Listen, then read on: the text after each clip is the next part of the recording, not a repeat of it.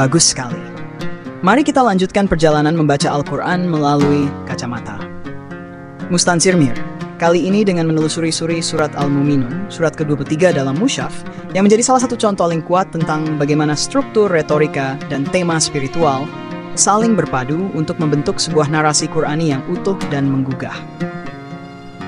Kenapa surat Al-Muminun? Karena surat ini dibuka dengan janji kemenangan bagi orang beriman dan diakhiri dengan penegasan tauhid hari kiamat. Dalam pendekatan sastra, surat ini sangat istimewa karena 1. Membangun progresi spiritual dari manusia biologis menjadi manusia mukmin sejati. 2. Menggunakan alur dramatik yang kuat dari penciptaan manusia, sejarah kenabian, pertanggungjawaban, akhirat. 3. Menawarkan struktur naratif yang teratur dan saling mencerminkan. Struktur tematik umum. Surat ini memiliki 11 ayat dan bisa dilihat sebagai alur transformasi spiritual manusia. Berikut kerangka umum berdasarkan pembacaan sastra. Bagian ayat isi utama. A. 1:11 Ciri-ciri orang mukmin sejati. B. 2. Penciptaan manusia dan tanda kekuasaan Allah.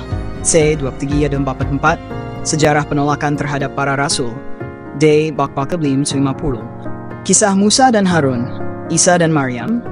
C. Mimusab, penolakan masyarakat terhadap Nabi Muhammad. Tanda-tanda kekuasaan Allah dan sikap manusia. An 1913 respon terhadap penolakan, peneguhan tauhid dan doa Nabi. Strukturnya membentuk simetri reflektif.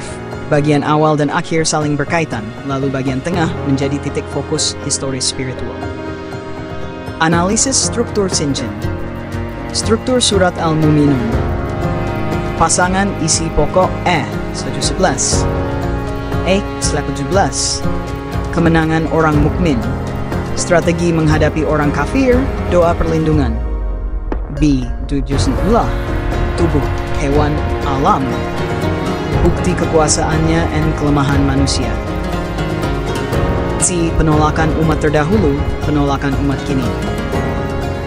Kisah Nabi Musa dan Isa fokus spiritual dan kenabian sejati. Bagian D menjadi puncak struktur, di mana wahyu dan spiritualitas mulai ditampilkan secara eksplisit melalui kisah dua nabi besar. Progresi spiritual manusia. Mir menekankan bahwa surat ini menyusun narasi spiritual manusia seperti tangga naik. 1. Ciri mukmin Sapenuh 11. Dalam salat, menjaga amanah dan kehormatan, menunaikan zakat, dan tidak sia-sia.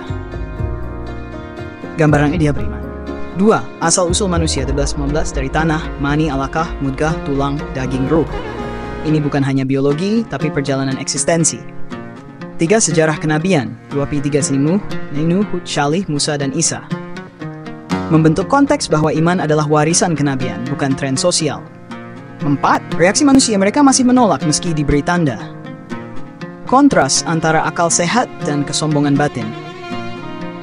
5. Refleksi teologis. Allah menciptakan telinga, mata, hati. Tapi manusia tidak bersyukur. 6. Peneguhan Nabi, perintah sabar, doa, dan tawakal. Kembali ke akhlak mukmin yang dibuka di awal. Teknik retorika dalam surat ini. Mir mencatat beberapa teknik sastra yang membuat struktur surat ini kuat. Repetisi konseptual.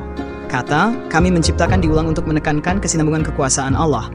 Kata, mereka mendustakan diulang sebagai ritme sejarah manusia yang berulang menolak kebenaran. Penggunaan kontras. Mukmin kafir, syukur ingkar. Penciptaan, kehancuran. Ini menciptakan ketegangan spiritual, seperti dalam drama. 3. Peralihan halus.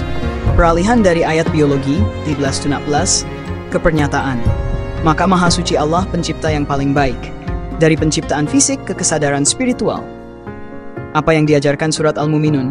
1. Iman bukan status, tapi proses panjang, dari penciptaan tubuh, pembentukan hati, hingga penerimaan wahyu. 2. Penolakan terhadap wahyu adalah kecenderungan historis yang berulang. 3. Surat ini mengajak berpikir dan merenung, bukan sekadar mengingat atau mentaati. Struktur simetrisnya menegaskan kesatuan pesan Qur'ani.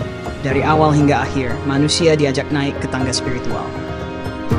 Dalam gaya Mustansir Mir, Al-Quran bukan hanya teks ilahi, tapi juga drama spiritual hidup yang perlu dibaca dengan hati dan akal secara bersamaan. Kalau kamu tertarik, saya bisa lanjut ke Surat Al-Qiyamah atau An-Na'b retoris eskalatif.